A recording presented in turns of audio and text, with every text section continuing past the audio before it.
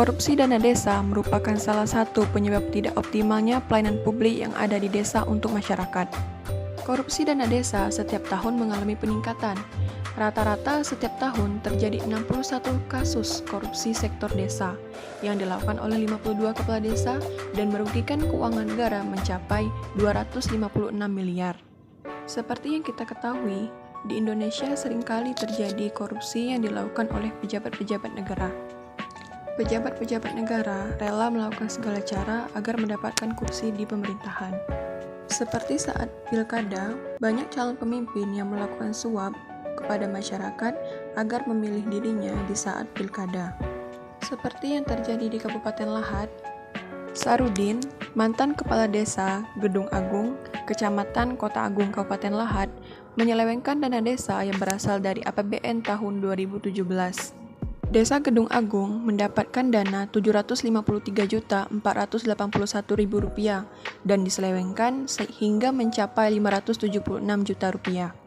Dana desa yang seharusnya digunakan untuk membangun fasilitas desa berupa jalan usaha tani, tembok penahan tanah, jembatan, dan plat deker malah diselewengkan untuk berfoya-foya, untuk kebutuhan pribadi, dan juga untuk membayar utang saat pencalonan kades.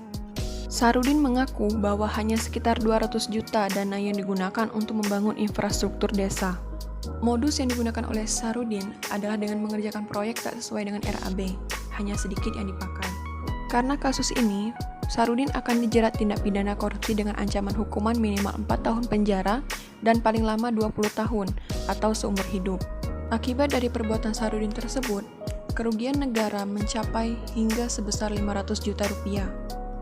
Banyaknya kasus korupsi oleh pemerintah desa yang melibatkan kepala desa dan kerugian negara dalam jumlah yang besar menunjukkan rentannya terjadi korupsi dana desa.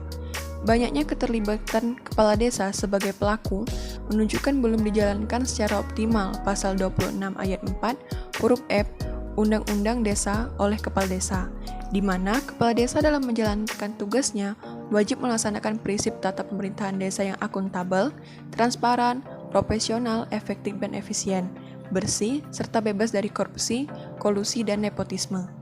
Karena banyaknya kasus korupsi di masyarakat desa yang sangat merugikan, oleh sebab itu diperlukan upaya pencegahan korupsi dana desa, salah satunya dengan peningkatan partisipasi masyarakat dalam perencanaan dan pelaksanaan anggaran desa.